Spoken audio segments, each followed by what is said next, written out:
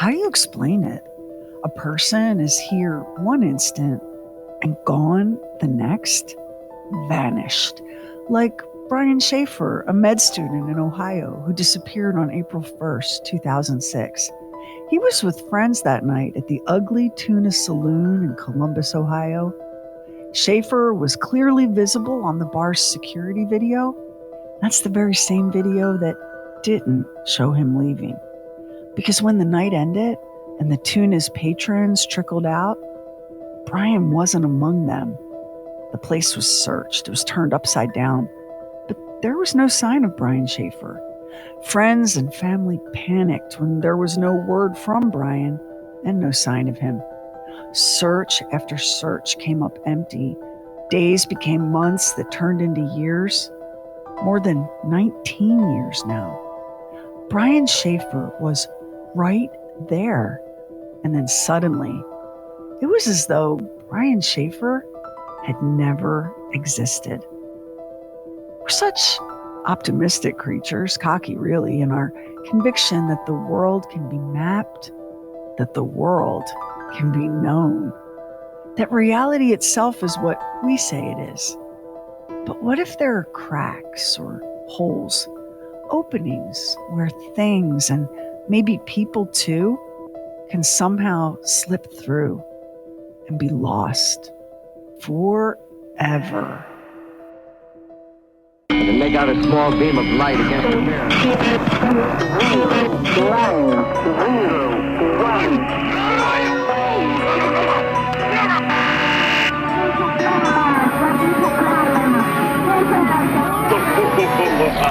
True weird stuff.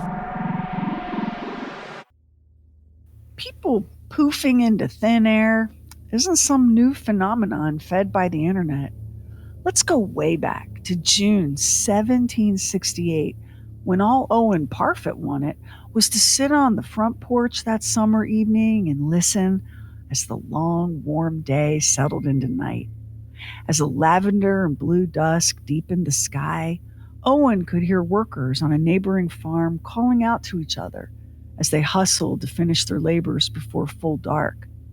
You wouldn't think that a man sitting on his own front porch would be anything remarkable, but Owen Parfitt didn't take even that simple pleasure for granted. Owen was immobilized, possibly or probably as the result of a stroke. One day, Parfitt was walking away from his sister's cottage when he stumbled and fell heavily on the pathway. He had taken his last step, for he had been stricken with paralysis. They carried him to the cottage, where doctors pronounced their awful verdict. For the remainder of his life, Owen Parfitt would be as helpless as a newborn child. He had no use of his legs, and in order to sit on that porch and enjoy that evening, Owen had to be carried out of the house and helped into his chair. It was his sister and a neighbor named Susanna Snook that helped him that day. His sister went back inside the house and thought nothing more about it. It was just a typical day, and as she later explained, she didn't worry about Owen, at least not until the wind started to kick up. One of those wild, gusting summer storms that just whips up out of nowhere. She hurried to the front porch to get her brother inside before the clouds exploded. But Owen's chair was empty, and Owen was gone.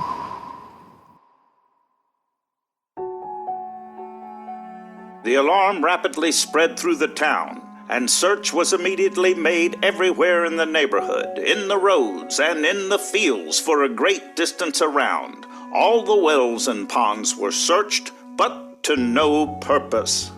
Owen Parfitt was described by all who knew him as a quiet and sober man. He'd served in the British Army in Africa, and upon returning home, he became a tailor. The home he shared with his sister was a small cottage on the edge of the village of Shepton Mallet. Population somewhere between 3,000 and 4,000 people. Owen's porch faced the turnpike road. So basically, this was no isolated cabin in the forest. There were people all around Owen that night, and as his sister later told police, any number of neighbors would have easily seen a person approach Owen, much less drag the man from his chair. And even if unseen, such a thing would never go unheard. It was impossible. Here was a bedridden cripple who could not move a yard without assistance, who had to be carried up and down stairs, disappearing from his home with a swiftness and suddenness which were nothing short of miraculous. That anyone else could have carried him off seemed equally impossible, for Parfitt was a stout, heavy man, and even if he had been taken away by force, those who had abducted him could not have carried him far before the alarm was given. No horse or vehicle had been seen on any of the roads of anywhere in the vicinity of the cottage, and no more than a quarter of an hour had elapsed between the time when Susanna Snook left the cottage and spoke to Owen in his chair by the door, and when she returned and found the sister bewailing her lost brother. What in the world had become of Owen Parfitt?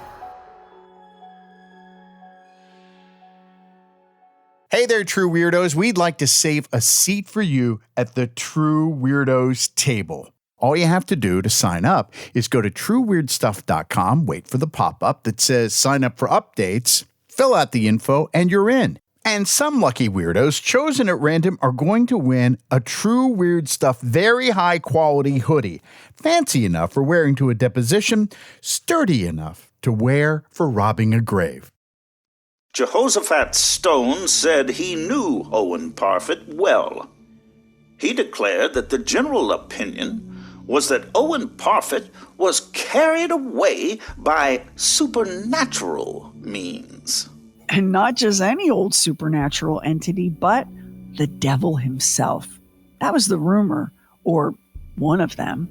Some said that Owen had been spirited away by pirates who thought he knew the location of some buried treasure. Another neighbor was convinced that Owen had tumbled off the porch into the garden and died, his remains slowly decomposing until only the bones remained. Because, yes, a human skeleton was found in that exact spot in 1813, some 45 years after Owen's bewildering disappearance. Testing, though, revealed that the skeleton was that of a young female, leaving investigators no closer to solving the mystery of Owen Parfitt. And also, if he had tumbled off of his own porch and lay there decomposing, it seems that his sister and the neighbors would have caught on to that. Depositions were taken from multiple witnesses, but no matter how deep the magistrates dug, not a single clue was found, which only fed the growing fear and paranoia in the town. The village of Shepton Mallet once had a reputation for witchcraft. It was whispered that more than one old woman had been put to death for the casting of spells. One or two of Owen Parfitt's neighbors recalled the fact that they had heard him tell strange tales of magicians and necromancers and wizards and Obi medicine men with whom he had been brought in contact in Africa. Possibly he had, in days gone by, had unholy traffic with these children of the devil, and some of them, at the bidding of their master, had whisked him away to the realms of brimstone unseen of mortal eyes. That sudden, violent summer storm, it fed right into this theory.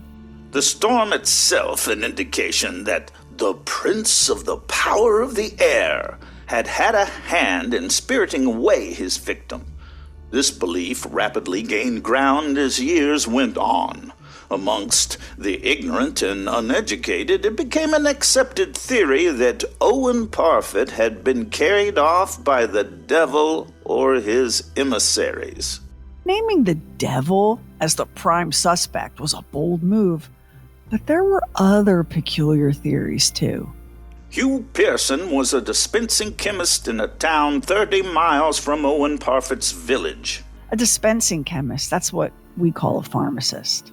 Pearson was an enthusiastic amateur astronomer.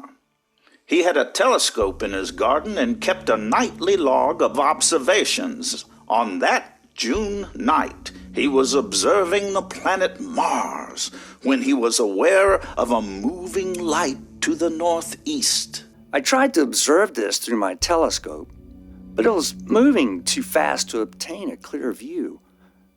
The light appeared to be greenish in color and brighter at the edges than in the middle. But it was not a meteorite or a shooting star. I observed the object with both the telescope and the naked eye for fully a minute before it dipped over the horizon. I'm completely at a loss to rationally explain the object, unless it was possibly a form of a balloon carrying a loft of light. But I must confess, I have never heard of such a thing and cannot imagine how it could be engineered. A local newspaper pounced on this story and soon received nearly a dozen letters from people who claimed that they'd also seen a strange light moving in the sky that night. Now the rumors flew that Owen Parfitt had been snatched away by the man in the moon or captured by monsters from another planet. The police were exasperated by these wild tales, and they remained convinced that there was a far more boring old earthly explanation for Owen's disappearance. They even made a couple of arrests. One was Job Lee. It was believed in the village that the two had formerly been engaged in nefarious practices at sea. The other suspect was a widow named Lockyer, whose dwelling was not far from Parfitt's. She used to hint that she knew more about the secrets of the ex-mariner than anybody else, and that he had made a will in which she was the chief beneficiary. Okay, wait. Nefarious practices at sea? This is the second time the whole pirate thing has come up in the story of Owen Parfitt. Wasn't he just an elderly old tailor who'd served his country with honor? Well, turns out there was far more to Owen Parfitt than there first seemed. The part about being a tailor was true, but stitching and hemming didn't appeal so much to the young Owen. He was restless in his apprenticeship and hungry for adventure and craving wealth, far more wealth than he'd ever be able to lay his hands on as an honest man. They say that one day, Owen simply failed to show up for work. The next day came, and no Owen. A week went by, and then two. The master tailor was furious, but there was nothing to be done. Owen was gone. Eventually, a message made its way to town. Owen Parfitt had enlisted at sea.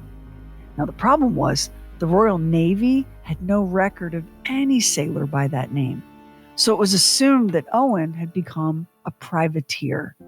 A privateer is a pirate, but it's a very specific sort of pirate, the kind of pirate who does the dirty work for his king or queen, robbing and harassing only the sovereign's enemies.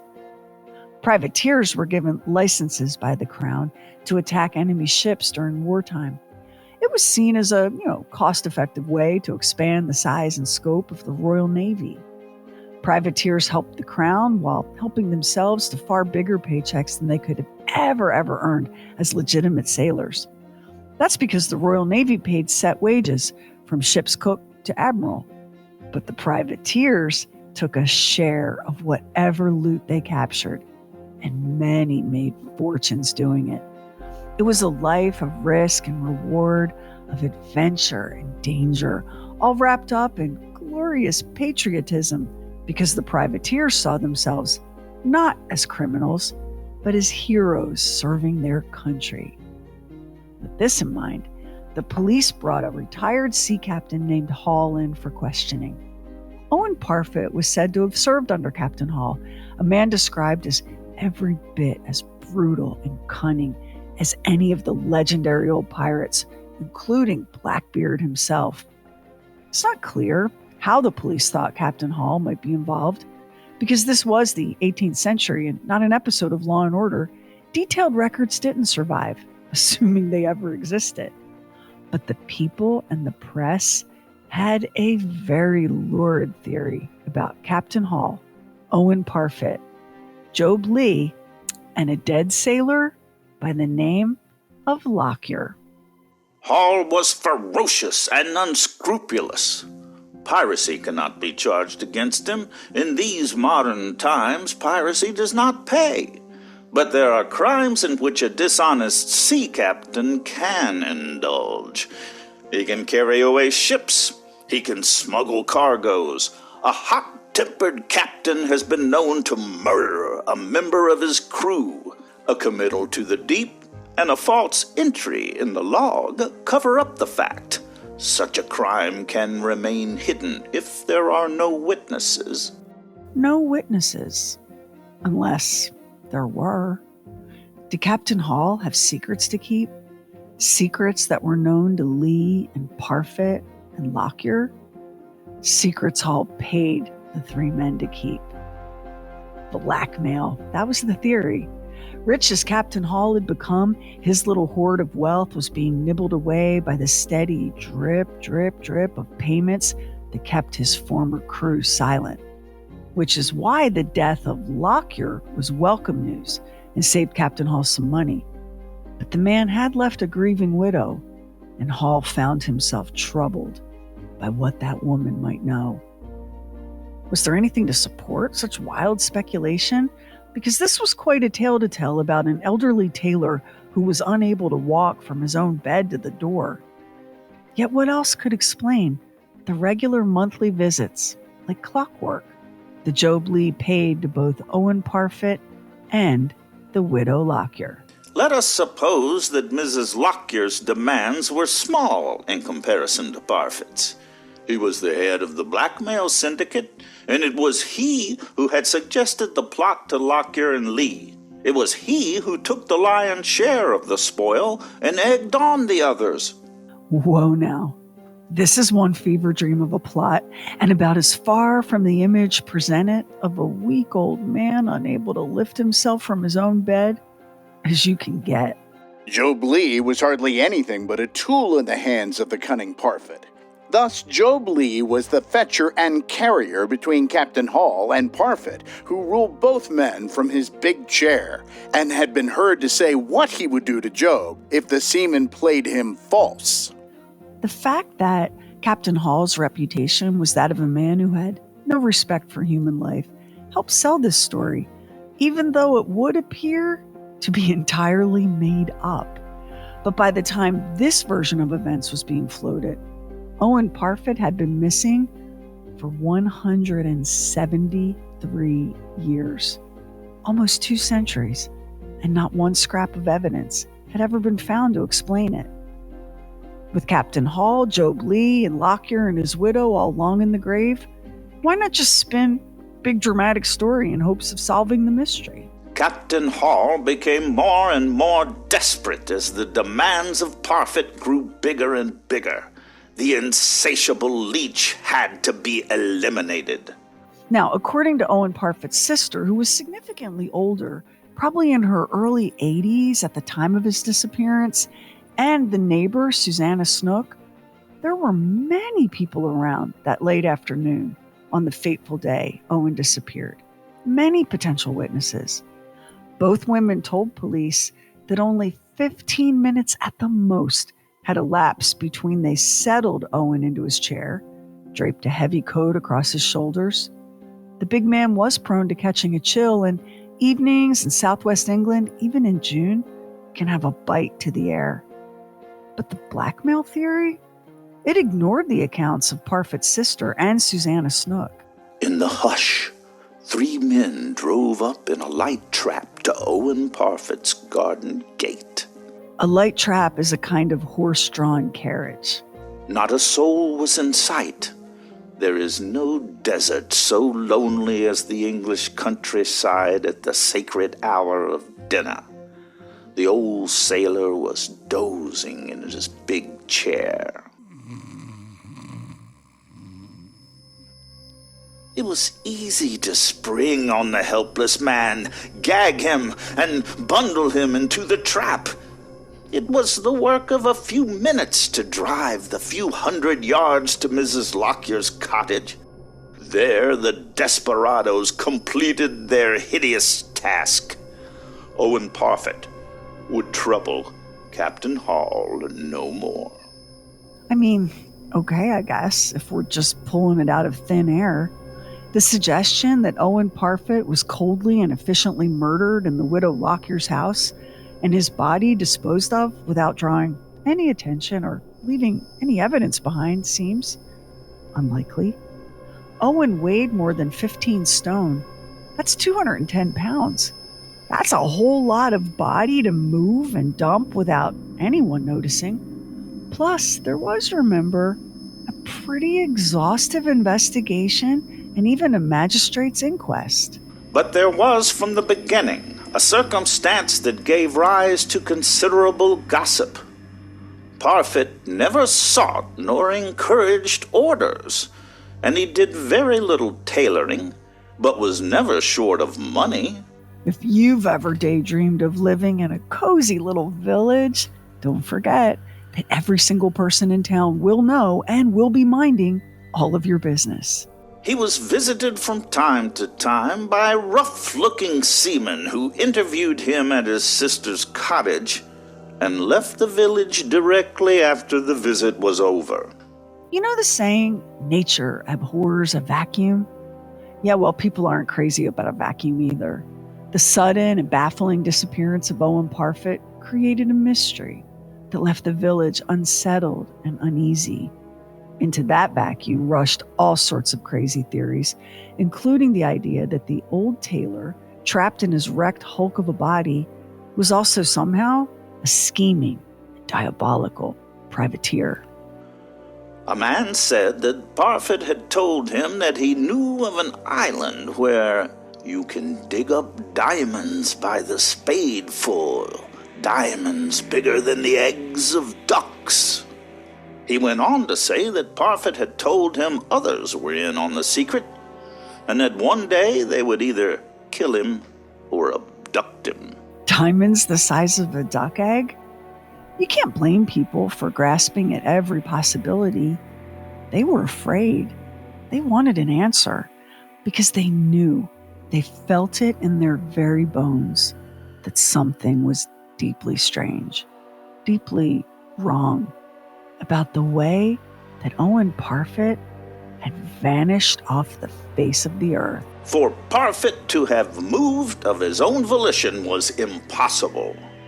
Enquiries were made in the surrounding villages as to whether any stranger or any vehicle passed through that morning, but every inquiry elicited a negative reply. All the police in Bristol took up the search. Every seafaring man was questioned. Yeah, but I can hear you thinking it. Yeah, but how hard did they really look? Yeah, but people back then were more superstitious and stuff, weren't they? Look, as someone who once hired a pet psychic to help me figure out what was going on with my dog, you will not catch me making fun of the residents of Shepton Mallet. And besides, the search for Owen Parfitt was both intense and thorough. Rivers, ponds, disused pits, woods, fields, and hedgerows were searched for weeks, but in vain. Every inhabitant, including the children near Shepton, took part. The newspapers took the matter up enthusiastically. Pamphlets were written about it, and speeches were made. Some suggested that perhaps Owen Parfitt was a victim of spontaneous combustion. Never mind the fact that there were no signs of fire and plenty of witnesses who might have seen the man go up in smoke. Parfitt did not drink, and heavy drinking is a necessary factor in spontaneous combustion. Oh, well, who knew?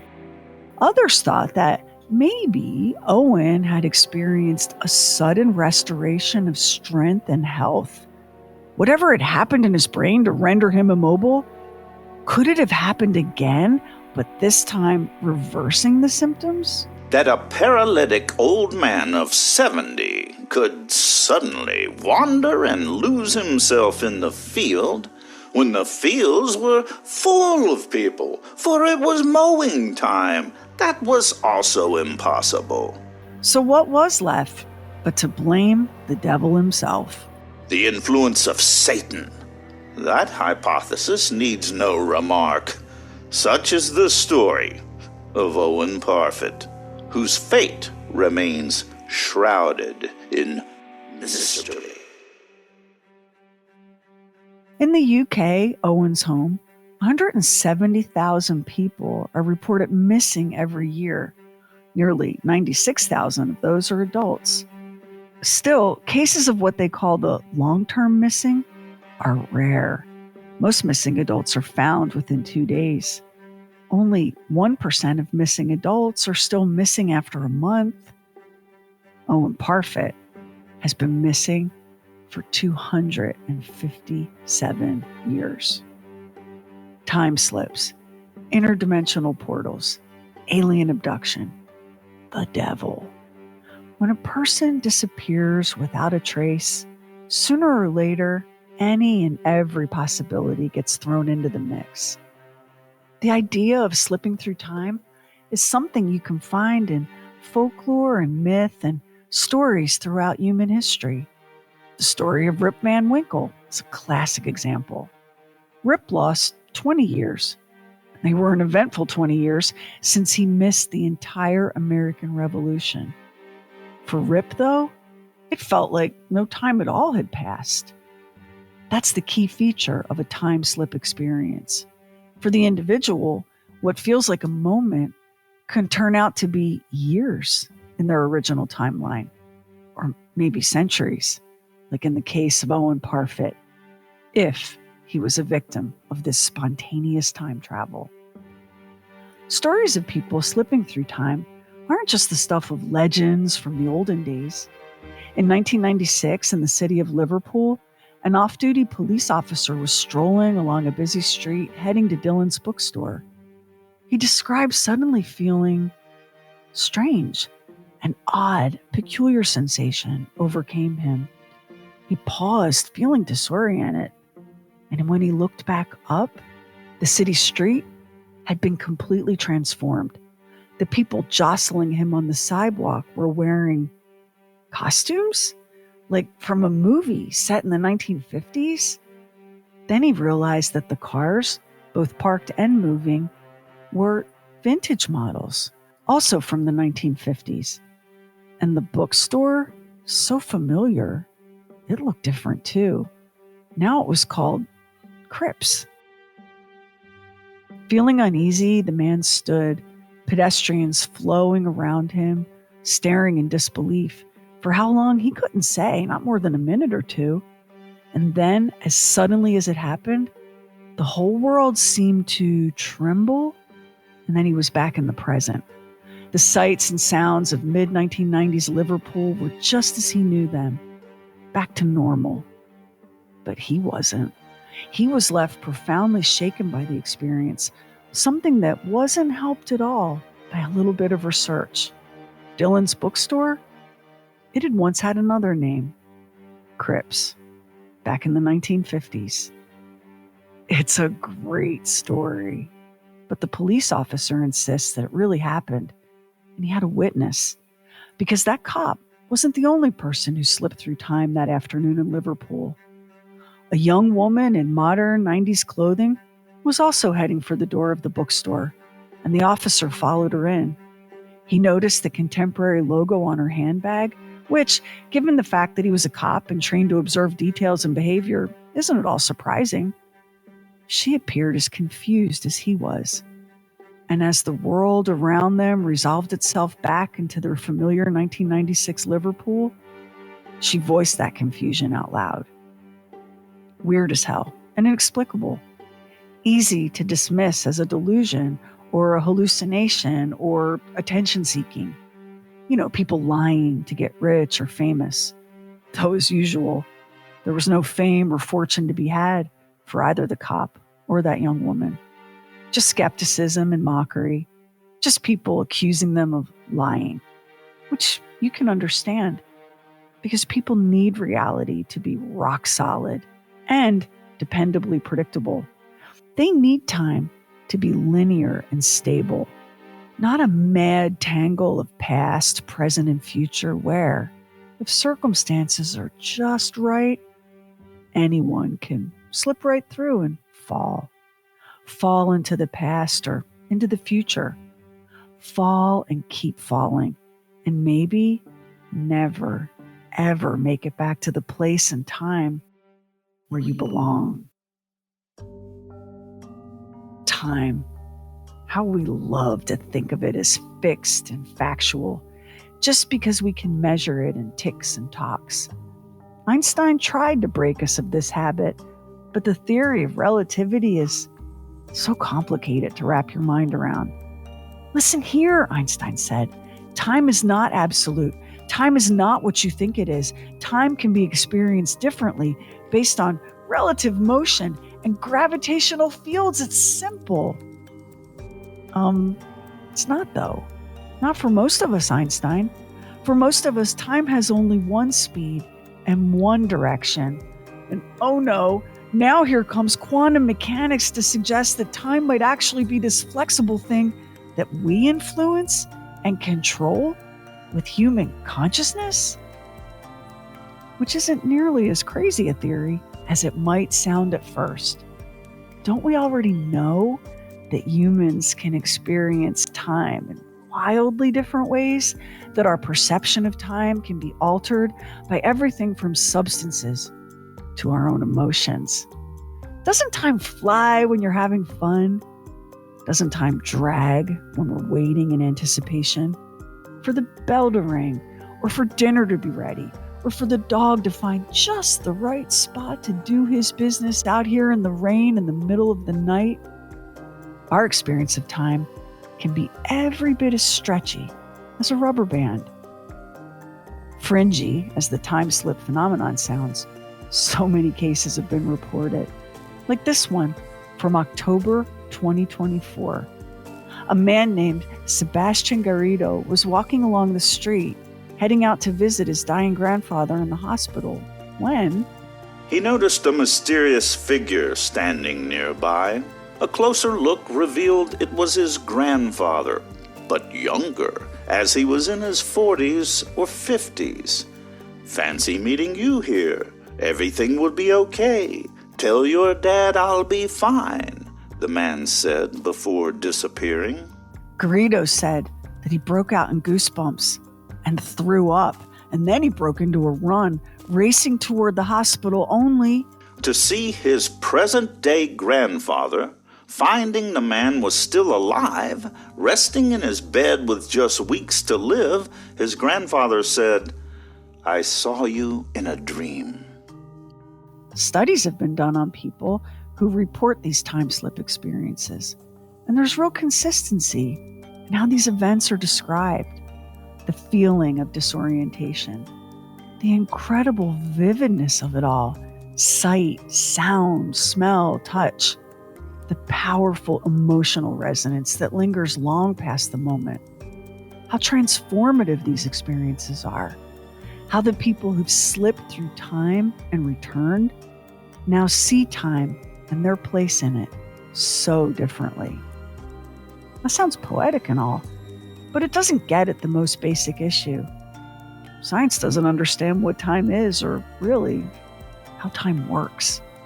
Beyond the physical time we can measure, and even that's tricky because clocks on airplanes and satellites, for example, measure time differently than those same clocks planted firmly on Earth.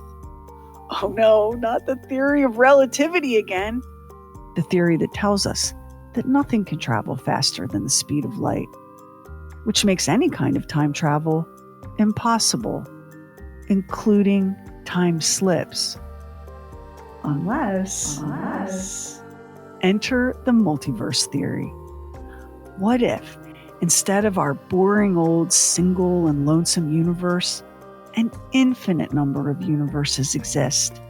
It's mind-blowing, but imagine a new universe with its own unique timelines, birthed in every moment.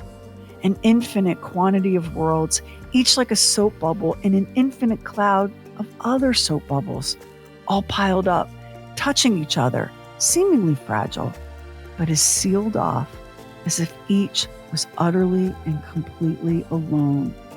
World upon world upon world, parallel, not partnered. Now, this is a valid theory, one that's backed up by a scientific concept called cosmic inflation. Think about the Big Bang, our universe exploding from a single, unimaginably dense point.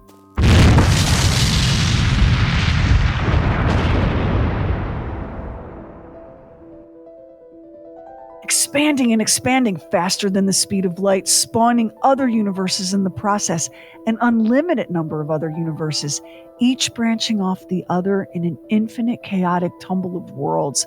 And if that's not freaky enough for you, throw this in.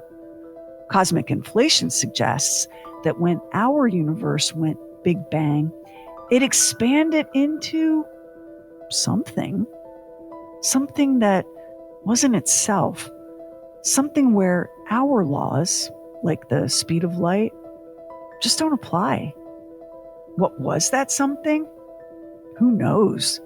Maybe we're all living in a charm dangling from a pug's collar, and the movie Men in Black wasn't a Hollywood blockbuster, but a documentary trying to break the news to our sad little monkey brains as gently as it could. This is called a neuralizer. It's a gift from some friends from out of town. This red eye here will isolate the electronic impulses in your brains, and more specifically the ones for memory. Anyway, in the multiverse theory, time slips and time travel of all kinds, definitely possible. All you're doing is popping over to a neighboring parallel universe, and then hopefully making it back to tell the story. Unless you don't. And even if you did, who would believe you? Tell the wrong person your time travel tale, and you might end up on a mandatory legal hold in the psychiatric wing at your local hospital. Or think about it this way. Would you believe a story like that? Let's say you came upon an elderly man lying on the grass in a public park.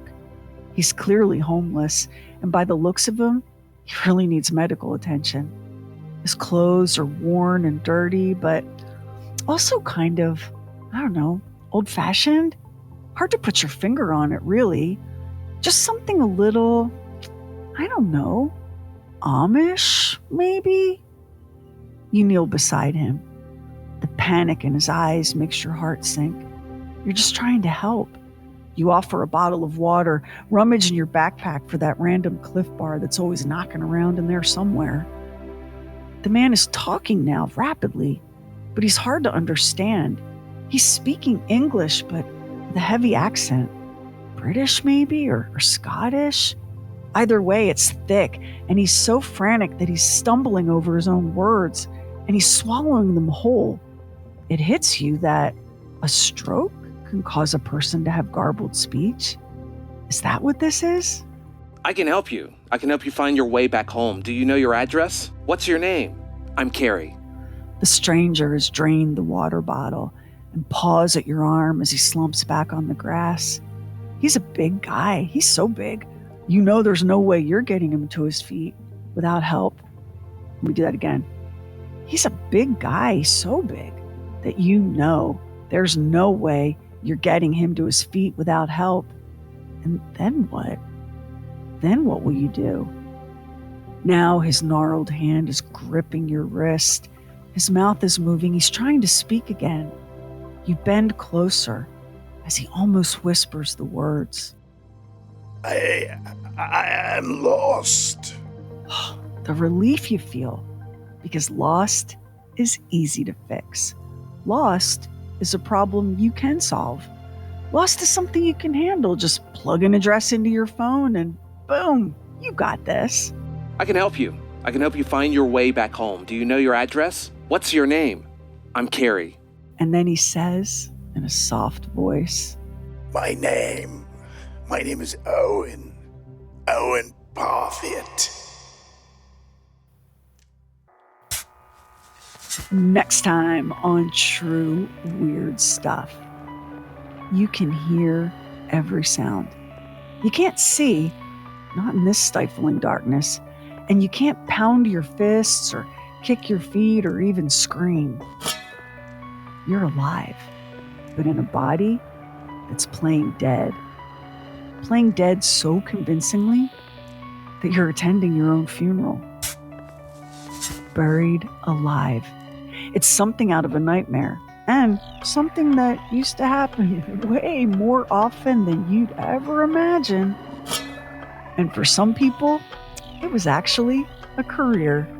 Meet the living corpse on the next True Weird Stuff. Special thanks to our voice talents on this episode, Carrie Doc Bowser, Cool King Chris Michael, and Don Morgan. So this happened in the 1700s, and the newspaper reports that we're reading are from the 1930s and 1940s. So what was it that kept this story alive, that they were writing about it then? Yeah, what kept the mystery of Owen Parfitt alive were the circumstances of his disappearance. So we have a person who is not able to move on his own power. First of all, he's quite old at this point. He's had, in 1786, when Owen went disappearing, we would say that people had a fit of apoplexy or a demon. Yeah. We didn't know that it was a stroke. So it's speculated by modern medicine that Owen suffered a stroke. Unless it was in the 1990s in the South where we had the satanic panic. Yeah, and then it was the devil. It really was. So Owen could not move on his own power. He could speak, but his speech was a little bit garbled. And he was not well. He was frail and tired. And his sister, who was a good bit older than he was, took care of him. And the night that he disappeared, they brought him out to the porch. The sister and the neighbor brought him out to the porch that afternoon and got him set up. It was mowing season. And so there were people everywhere. He lived in a village of somewhere between 3,000 and 4,000 people on a busy road. When his sister and Susanna brought Owen out, they're waving at the neighbors who were waving back at them. There were so many witnesses. It was daylight. The sun had not set yet. No one saw anything. No one heard anything. Owen literally vanished from his seat on that porch as though he had never been there. And a mystery like that captures people's imagination. And so it really caught fire in the village of Shepton Mallet. And there were these investigations and hearings and no sign of him. Let me get a drink, Max. Mm.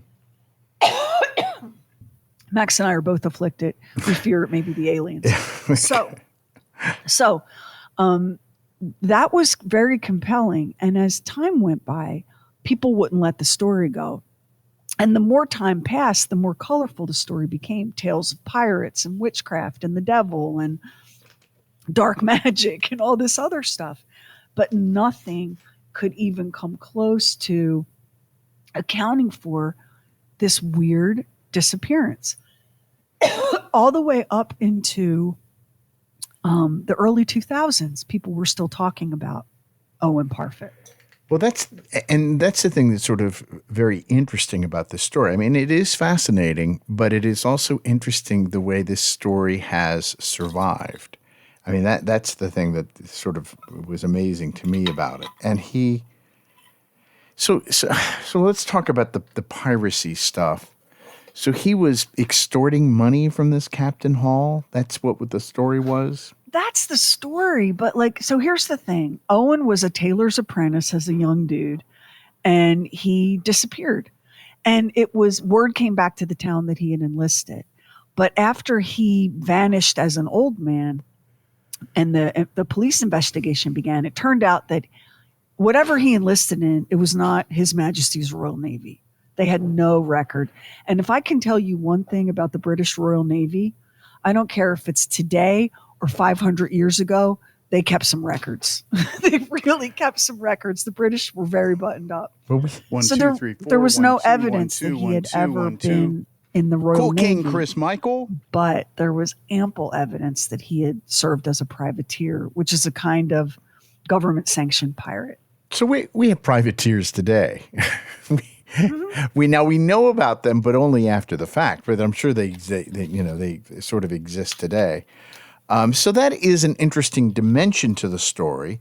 And I guess what I wonder is, while it's a great story, is there any real evidence that this is what was going on?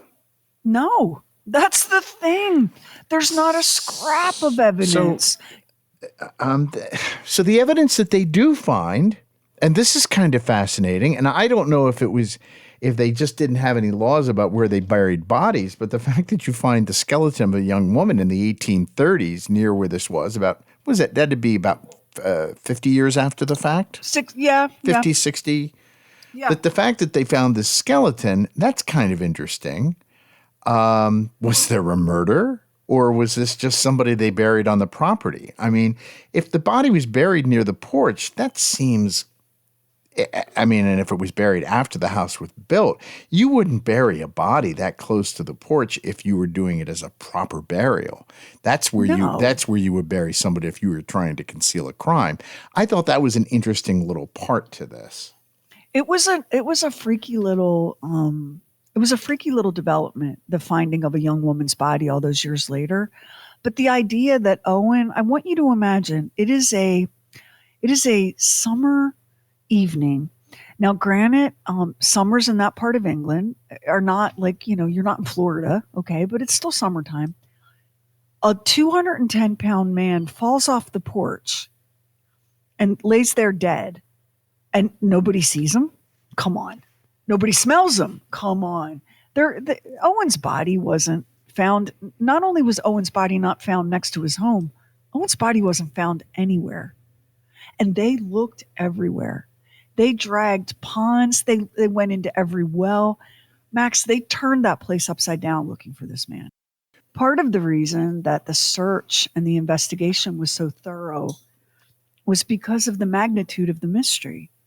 The police were like, even in 1786, the police were like, no, sorry, this wasn't the devil. This wasn't a light in the sky.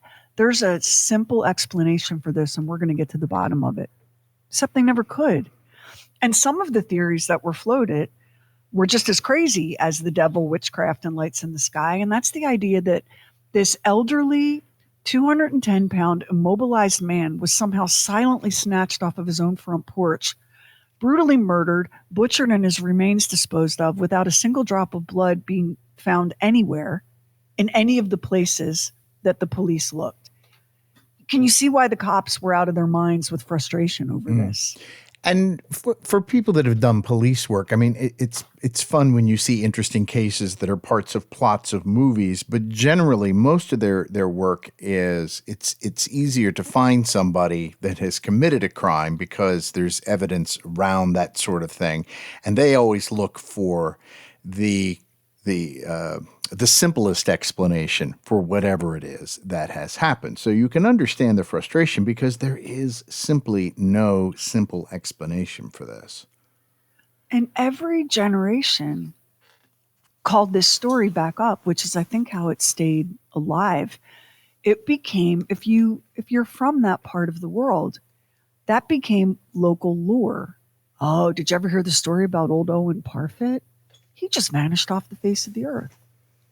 And there wasn't a footprint. There wasn't a crushed leaf. Max, there was nothing. And I know, because believe me, my husband is constantly trying to debunk everything I do on this podcast. Well, police back then, they didn't have the forensic techniques. The man was sitting on his porch, which faced the turnpike road. He was surrounded on all sides by neighbors, all of whom were outdoors. An entire field full of people across the road mowing hay. Tell me again that you think that someone was able to wrestle this significantly large man who couldn't do anything to help with his own abduction. His limbs were useless. Not a peep. His sister just inside the house. Nothing. Whatever accounts for Owen Parfitt's disappearance, people have spent 2.5 centuries trying to figure it out, and they haven't been able to come up with much of anything beyond I guess it was the devil. And the stroke was real, right? That was the other Yeah. thing that went through my mind was Yeah. did he do this as some kind of ruse to assume another identity somewhere? But at that age, probably not. He had been infirm, as they say, for a number of years, and that's why his sister had come to Shepton Mallet to live with him to help care for him. So it wasn't like on Tuesday he faked having a stroke, and on Thursday he disappeared forever. Right. There was and all of the talk about Captain Hall and the pirates and the privateers, that was all speculation. Yeah, I don't know why, but that part of it seemed pretty far-fetched to me. In fact, him going through a portal in the space-time continuum seems more likely to me than the Captain Hall story. Yeah, the whole he's a mastermind of blackmail. Can I say I love the story about the guy who saw his grandfather and then went and saw him in the hospital. That's kind of a fascinating story as a little aside in this story. And I often wonder about that because when we go into our dreams, we're going to another place. So what we think is happening or what they think happens is we try to work through in dreams what's happening in our conscious world. But I've often wondered that place where we're going, maybe that really is another place. And it's not in our own head that we're trying to work through whatever we're dealing with in our conscious world. Quantum physics would be a place where you could sketch that theory out and make it supportable. This idea that human consciousness is that we are to quote the Buddha, with our thoughts we make the world, but literally, that human consciousness has such an impact on our experience of what is real and what isn't, and time and all of that. It gets pretty woo-woo, even though it's a legitimate field of science. It gets pretty woo-woo, especially, for us, because we're not very smart and we're not educated in this field. I'll say something else about that story, which I really love. And people always say the same thing that are always skeptical about those stories. Well, they did it for attention. They did it to get rich. Have you ever met anybody who went, boy, I hoodwinked everybody. I told them I saw a UFO or I saw my grandfather on the corner. He was much younger. And then when saw him in the hospital, I'm rolling in it off of this. I don't know anybody. I mean, really anybody that's doing that really puts themselves up to more ridicule. And I suspect that most people wouldn't say anything about it because when you have those sorts of things happen, you go, the weirdest thing happened. And you always say it like almost in hushed tones because you don't want to be ridiculed as being a kook. I think you're right that a lot of people self-edit. There are lots of people that have had uncanny and inexplicable experiences, and they don't really have an answer for it, and they're hesitant to tell you because they don't want to be thought. Apparently, it's like the worst thing ever to be thought of as kooky, which for me is not something I can get behind because kooky is all I've ever been thought of. I'm fascinated with the time slip phenomenon. Absolutely fascinated by it. There was a term you used that I'd never heard before, cosmic inflation. Oh yeah, that's a legitimate theory in physics. Cosmic inflation. Yeah, I didn't make that up.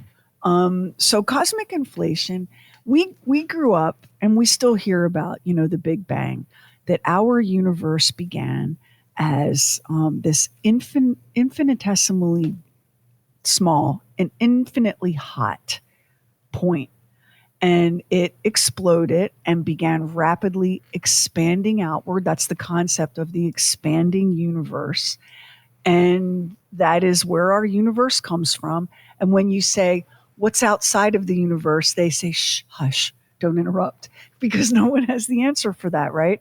And a lot of our astrophysics, a lot of our science has been around looking for support of the Big Bang theory. Like when we look through the Kepler or the Hubble telescope, we're actually looking back in time at the beginning of the universe. And there's all sorts of theories about how, because the universe is so rapidly expanding, at some point, the people on Earth, if there are people, will look up in the night sky and they won't see stars. We'll have expanded past the point of being able to see stars in the sky. It's really trippy. So that was what we were taught. Cosmic inflation is also a scientific theory, but we weren't taught that in school. This, and probably because it's like really deep in the weeds for. Sherry, we weren't physics. even talking about financial inflation, let alone cosmic inflation. One of my daughters said that to me, like, were we supposed to take a class? Like, there isn't a class.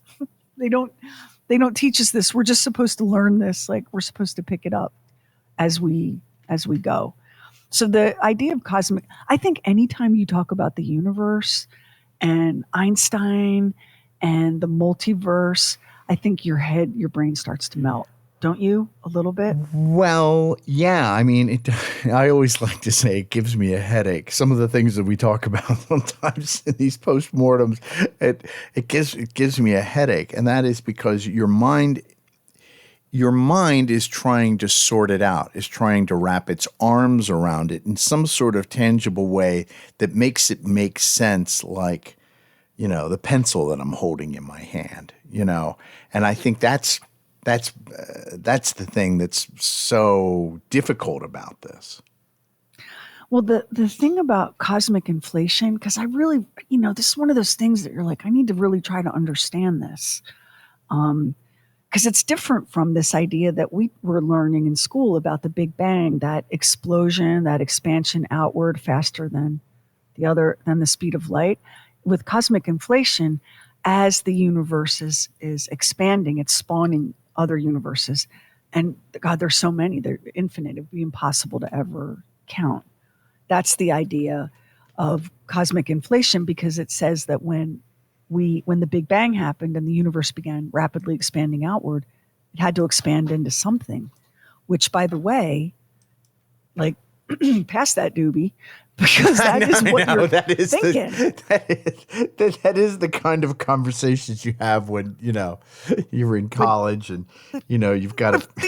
If the universe is expanding, it's expanding into something. Well, that something, whatever that something is, that something wouldn't have to follow our laws of physics, like the speed of light.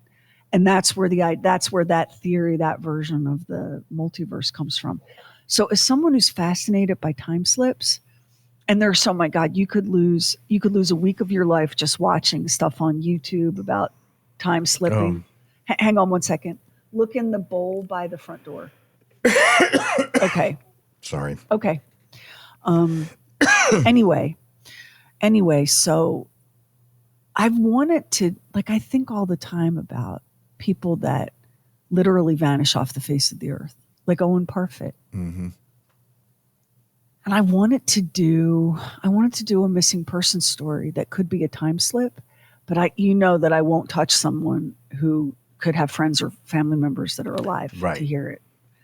So, I went looking for, and it can't be Amelia Earhart, because I suspect that Amelia Earhart and her navigator, Fred Noonan, I suspect that they hoped and prayed for rescue and died of whatever, hunger, thirst, disease. I think that maybe we'll never find proof of it, but I don't think Amelia Earhart fell through time. There are a lot of people that are missing where you go, there's some famous, absolute baffling mysteries. And Owen Parfitt, this little British man that nobody's ever heard of, really? Yeah. Maybe one of the most mysterious of all, because of the number of witnesses and the circumstances. And so I thought, let me send poor Owen Parfitt. Let me let him fall through the worlds and fall through time.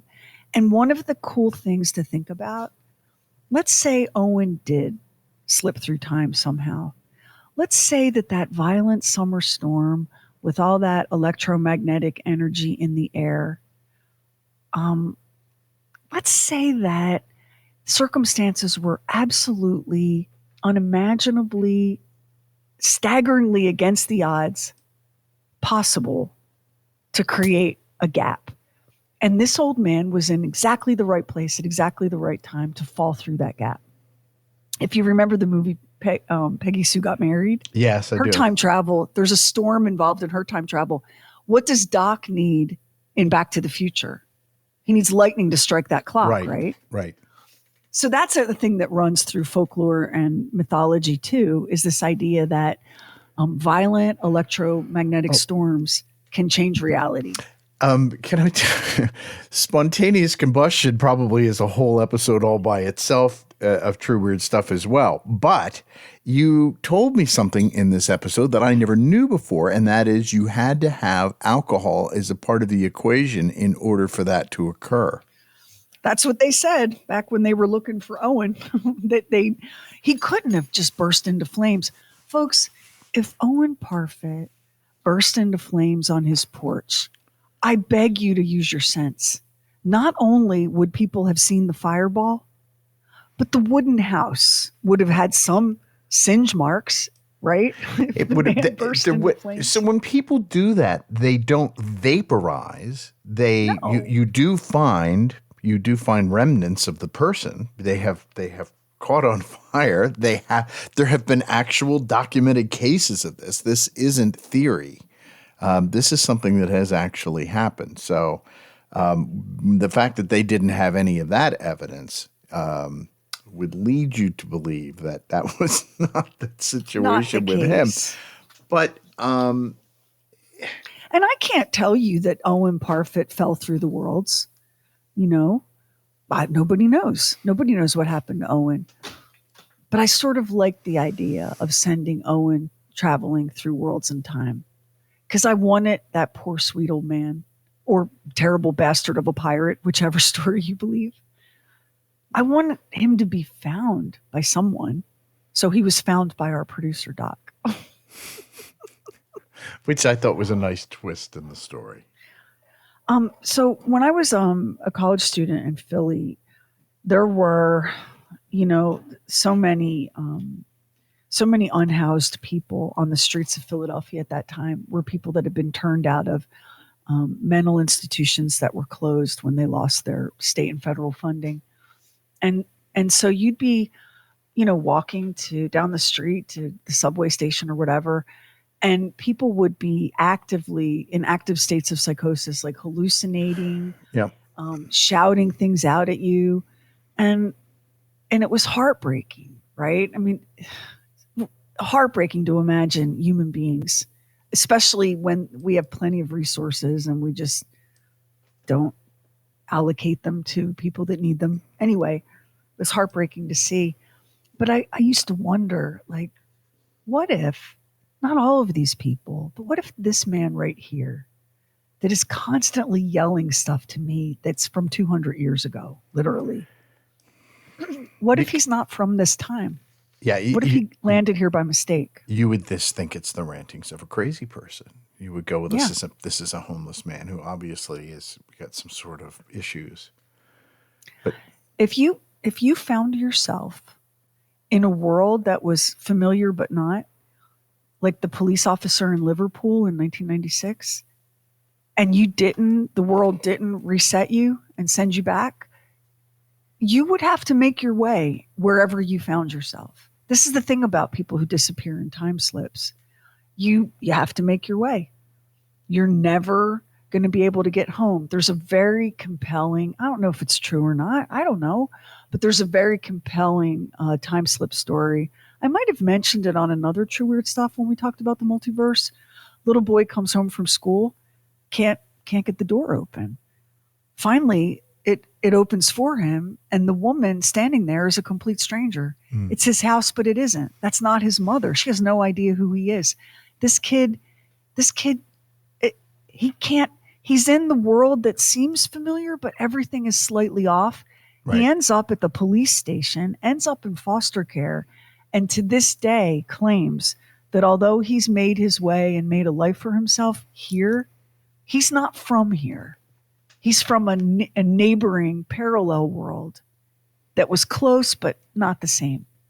And he's had to make his peace with the fact that he somehow fell between worlds and he can't go home again. And of course, in his world, if you believe him, and it's a fun story to believe, I think, it's fun to think about.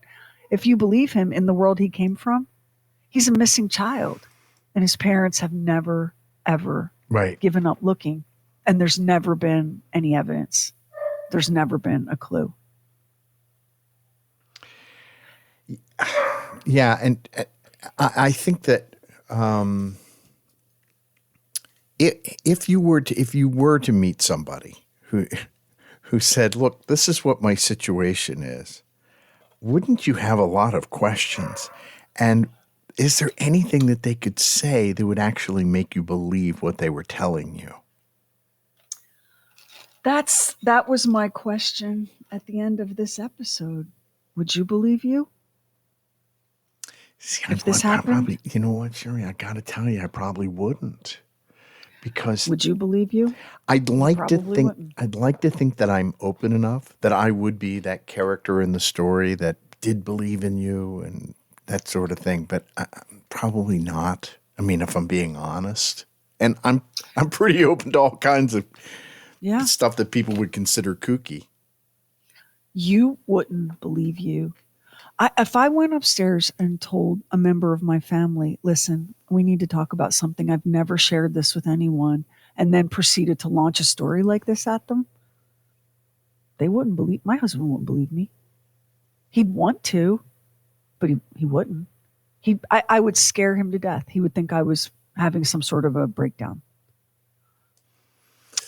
You look at the people who walk amongst us who tell you point blank, this isn't real. This isn't what it's supposed to be. And we call those people, we call them crazy. If we're polite, we call them schizophrenic. At least we try to give at least a medical label to it. Yeah. But we don't believe those stories. And you probably wouldn't believe it. And no one would believe you, which makes the whole time slip phenomenon so interesting. Because you zoom back from it and you go, yeah, I mean, if that happened, the double, triple terror of being lost in the world and not being able to get home and no one believes you, and you know that if you don't shut up, you're going to end up in an institution. It's an episode of The Twilight Zone. Yeah. Yeah. So, yeah. That is the legendary story of the missing Owen Parfitt. I love this story. I really love this story. I love every part of this. I just wish, I mean, I don't know why I'm so weirdly fascinated by this particular thing, by this idea that you could fall from one world into the next. But if you think about multiverse theory, and we've done a couple of episodes on the Mandela effect and the Large Hadron Collider in CERN that apparently broke reality, I wake up every day in this timeline, and all I can think is, sure, there was what? What is this? There was a cable channel. It's the cable system we're both on. But they used to have a channel, and they would show missing people from the area. And some of these people had been missing for 50 years.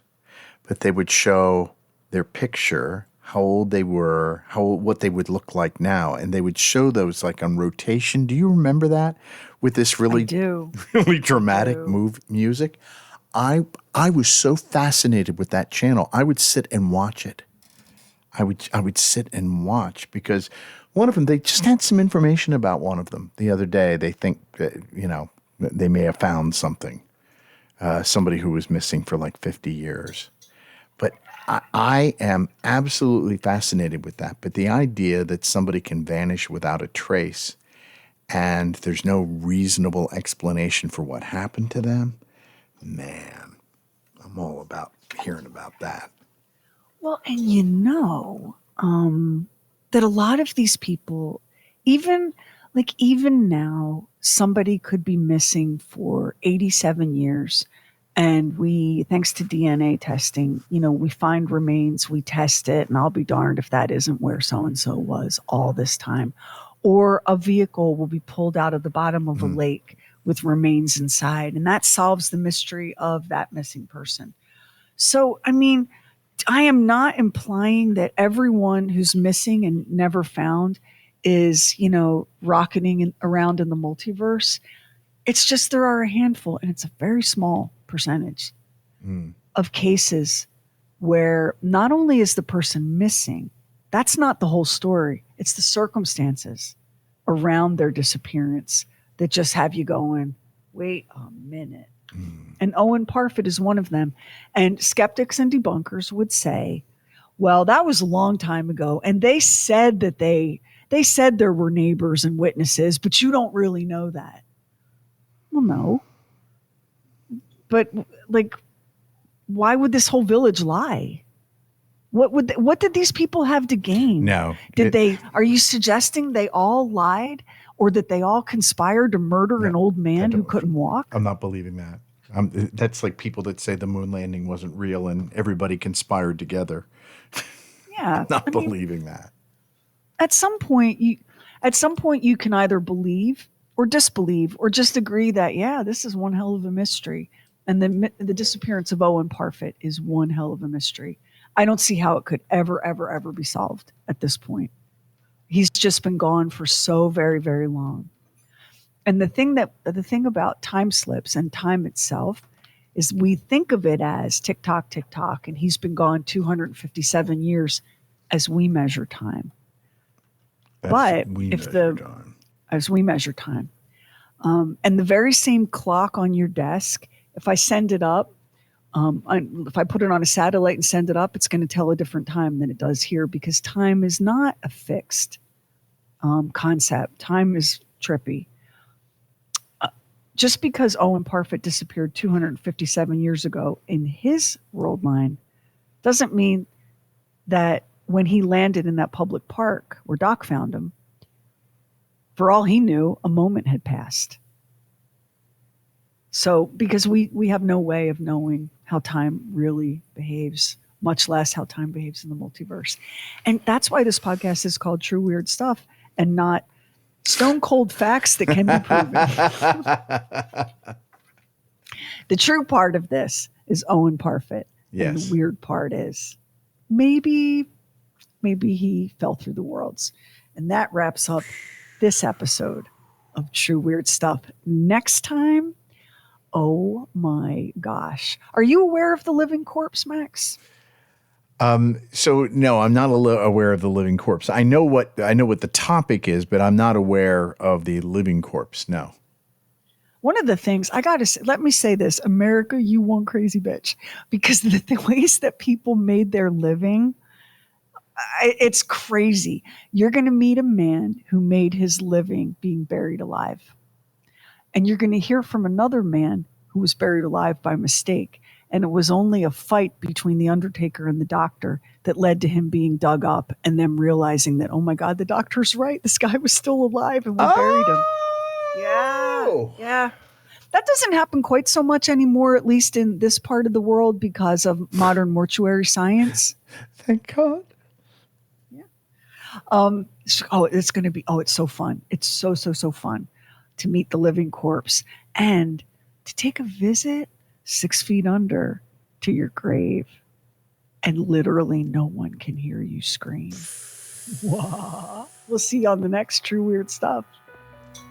And if you listen to us on Apple Podcast, hit the plus button in the top right corner, and now it helps an independent podcast like ours to get discovered. And we really appreciate it if you subscribe, rate, and review True Weird Stuff. Hit our website, trueweirdstuff.com, for show notes and photos and videos when we have it, and bonus content. Everything True Weird is waiting for you at trueweirdstuff.com. And follow True Weird Stuff on Instagram. True Weird Stuff is a Now Media production. Our executive producer is Anthony Garcia. The show is written and hosted by me, Sherry Lynch, along with my deeply weird director, Max Sweeten. Our equally odd producer is Carrie Bowser. Additional production by the mysterious Stephen Call. Our digital witch and social media cult leader is Heather Furr. Original graphics by Kevin Nash. Original artworks by Olivia Axlin. True Weird original music composed and performed by Jack Griffin and Zane Nash. Copyright 2025 Now Media. All rights reserved. All wrongs remembered.